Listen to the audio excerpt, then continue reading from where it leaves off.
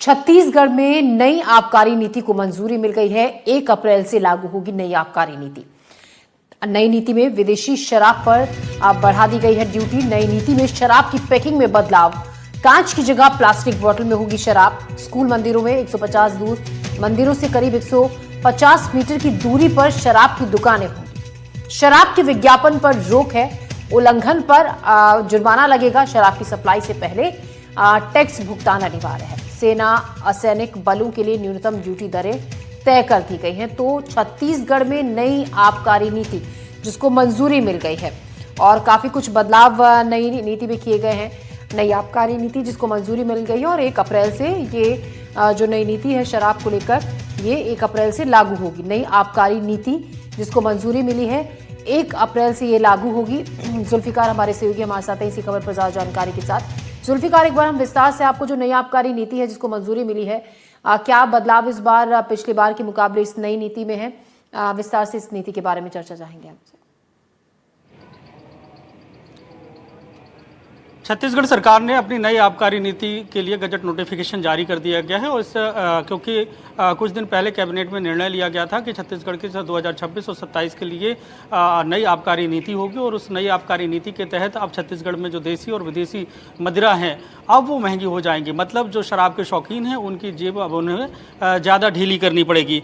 अगर जो सरकार ने नए रेट दिए हैं उसके अनुसार अगर देखें तो देसी मदिरा उसमें 425 रुपया प्रति प्रूफ लीटर के हिसाब से सरकार जो है उस पर आबकारी टैक्स लेगी। और इसके अलावा अगर देखा जाए तो इसमें जैसे विदेशी मदिरा है उसमें जिस शराब की कीमत 900 रुपये है तो उसमें 900 रुपये तक है तो उसे 475 रुपये उसमें टैक्स लगेगा। इस तरीके से जितनी शराब महंगी होती जाएगी और उसमें जो है नई आबकारी नीति के तहत टैक्स ज़्यादा होगा, ड्यूटी ज़्यादा होगी और उतनी ज़्यादा वो महंगी होती चली जाएगी। तो इसी तरीके से देखें कि 901 रुपये से लेके जिसकी कीमत 1250 रुपये तक है उसमें जो आबकारी ड्यूटी लगेगी, एक्साइज ड्यूटी लगेगी 675 रुपये लगेगी।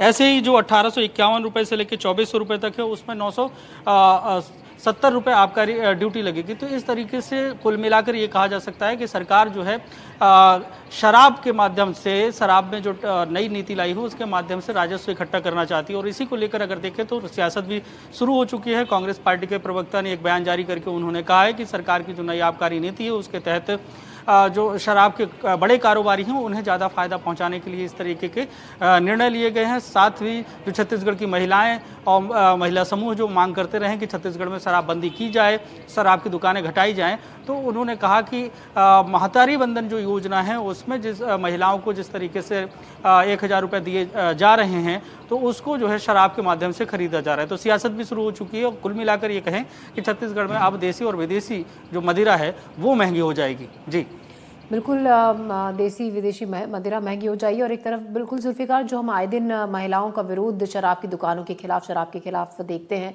अब इसके बाद से कहीं ना कहीं उस विरोध का कोई असर तो नहीं दिख रहा था। अब नई शराब नीति के बाद साफ है कि राजस्व से जो आमदनी होगी, जो फायदा होगा सरकार को, उसी को लेकर ये बड़ा कदम उठाया गया है। एक बड़ा कदम ये भी है और दूसरी एक थ्योरी और भी होती है, क्योंकि सरकार का ये मानना है, सरकार की जो कमेटियां हैं जब अगर पूरी तरीके से उसे बंद नहीं कर सकते तो ये भी एक दलील दी जाती है कि उस चीज़ को महंगा कर दिया जाए। जैसे केंद्र सरकार हो या राज्य सरकार में जब इसके अध्ययन टीम बनाई जाती है तो उसका ये कहना है कि जैसे शराब हो, सिगरेट हो या दूसरे मादक पदार्थ हो, उसमें टैक्सेशन इतना कर दिया जाए कि वो आम आदमी की पहुँच से दूर हो जाए। लेकिन ये नशा है, जितना महंगा होता जाता है और लेकिन उससे बहुत ज़्यादा लोगों को फर्क पड़ता नहीं है। क्योंकि शराब भी देखें, जो कम कमाने वाले भी हैं, मध्यम वर्गीय हैं, निम्न वर्गीय हैं, जो शराब की जिनको लत लग जाती है, तो चाहे शराब सस्ती हो या महंगी हो, उन किसी भी परिस्थिति में वो किसी भी तरीके से उसका सेवन करने की चाह रखते हैं।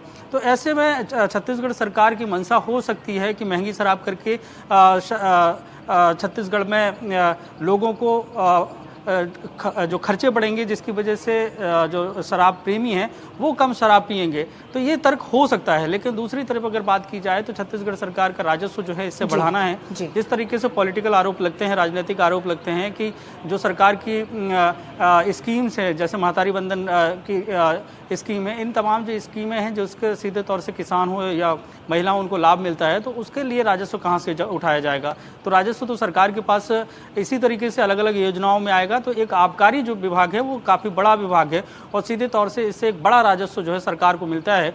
और इसमें के रेट जो जब बढ़ते हैं तो इसका अगर देखें तो सीधे तौर से कोई विरोध करता हुआ नज़र नहीं आता कि रेट क्यों बढ़े। जो कोई भी पॉलिटिकल पार्टी इसको सीधा विरोध करती नहीं नज़र आती है और जो शराब प्रेमी भी होते हैं तो वो भी इसका विरोध करते नज़र नहीं आते। तो हर साल हम देखते हैं कि लगातार जो है शराब की जो रेट हैं वो बढ़ते नज़र आते हैं। जी जी, शुक्रिया जुल्फिकार आपका जानकारी के लिए।